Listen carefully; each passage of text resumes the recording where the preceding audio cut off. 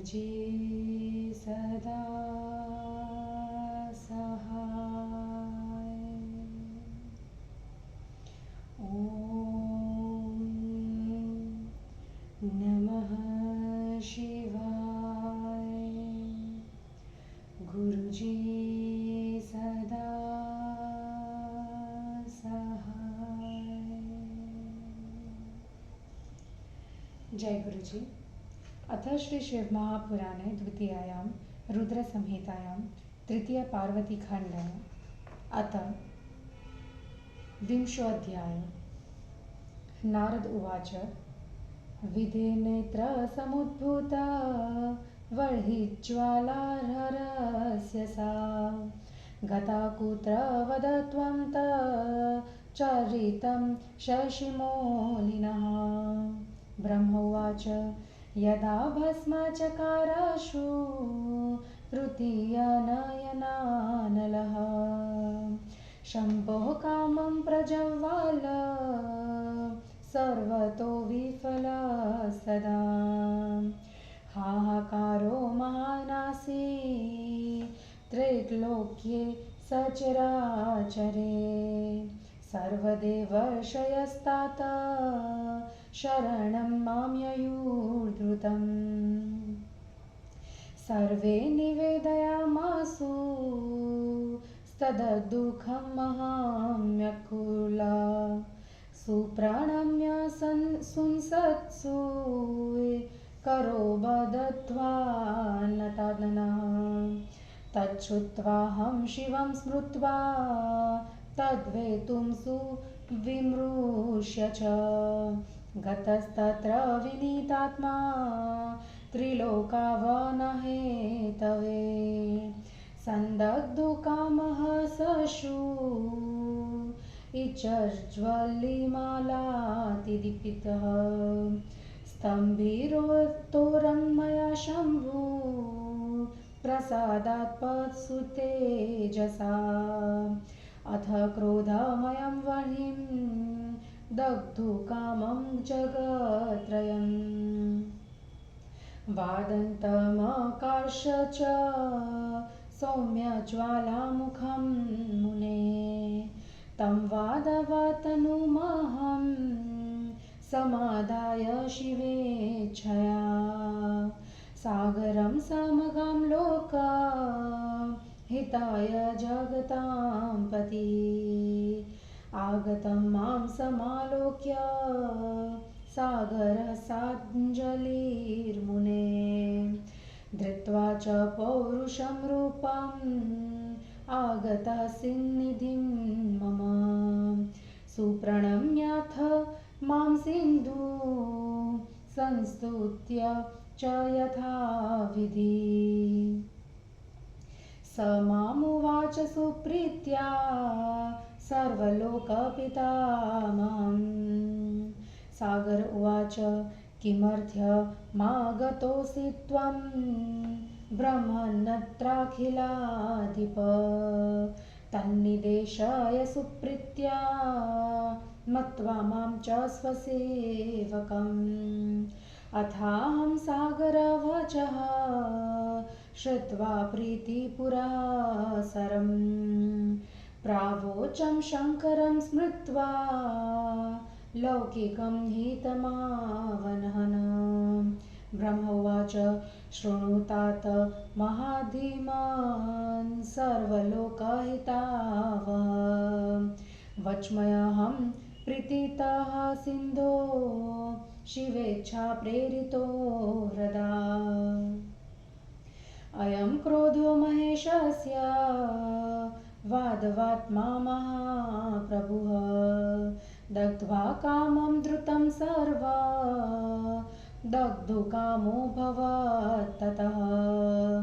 प्रार्थितोऽहं सुरे शीघ्रं पीडिते शङ्करेच्छया तत्र गत्य धृतं तं वे तातस्तम्भितवा शुचिं वादवं रूपमादत तमादायागतोऽत्रः निर्दिशामि जलाधार त्वामहं करुणाकरः। अयं क्रोधो महेशस्य वादवं रूपमाश्रितः। ज्वालामुखात् स्वयाधार्यो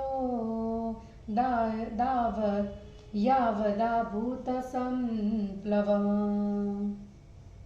यदात्राहं समागम्य वत्स्यामि सरितां पते, तदा त्वया परित्याज्यः क्रोधोऽयं शङ्करोद्भूतः। भोजनं तोयमेतस्य तव नित्यं भविष्यति, यत्नदेवावधार्योऽयं यथा नोपेति चान्तरम्। इत्युक्तो हि मया सिन्धुरङ्गिचक्रे तदा ध्रुवम्। ग्रहीतुं वादवं वह्निं रौद्रं शाचक्यमन्यतः। ततः प्रविष्टो जलधो स वादवतनुः शुचिः। वार्योधांसुहस्तस्य ज्वालमालाभिदीपतिः। ततः सन्तुष्टचेतस्कः स्वं धामाहं गतो मुने। अन्तर्धानमगात् सिन्धुर्दिव्यरूपः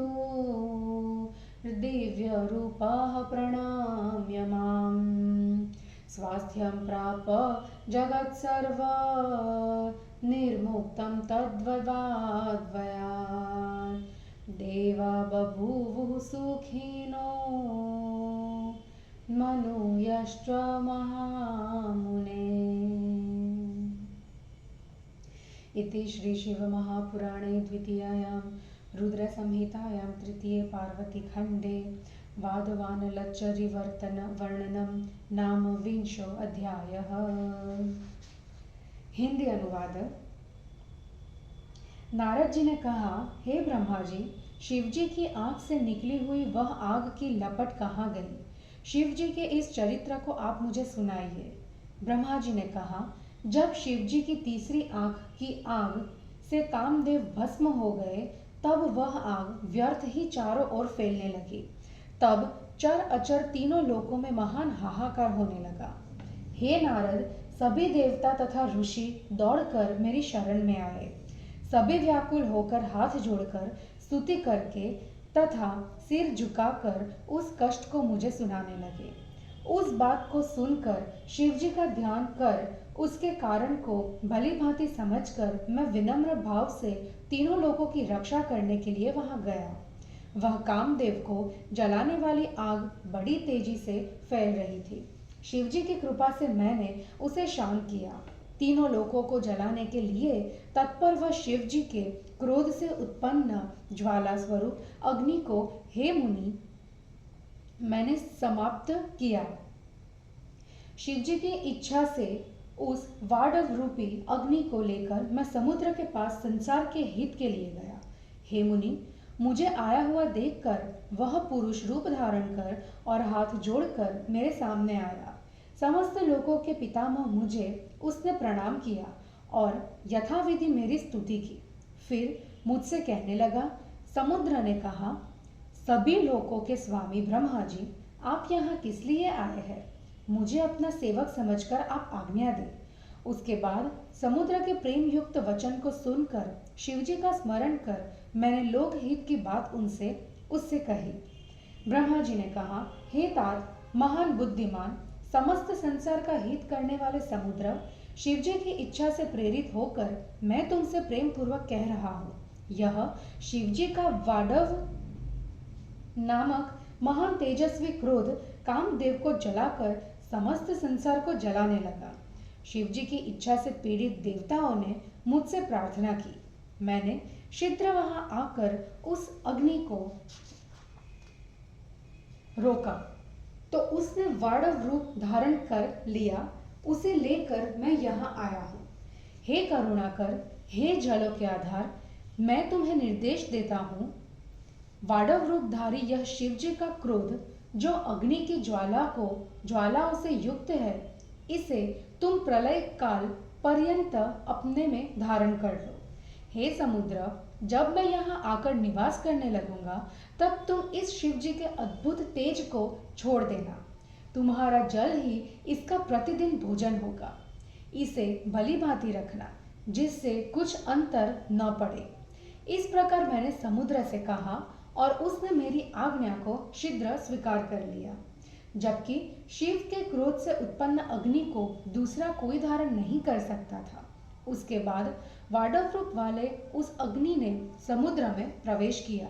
उसके प्रवेश करते ही जल समूह भस्म होने लगा। हे मुनि, तब प्रसन्न होकर मैं अपने लोक को गया। इधर दिव्य रूपधारी समुद्र की मुझे प्रणाम कर अंतर्धान हो गया। संपूर्ण लोकों को सुख मिला और शिव जी के भय से छुटकारा मिला। हे महामुनि, उसके बाद देवता तथा मुनिजन सुखी हुए। और इस प्रकार श्री शिव महापुराण में वडवानलचरित नामक 20वां अध्याय समाप्त हुआ। जय गुरु जी।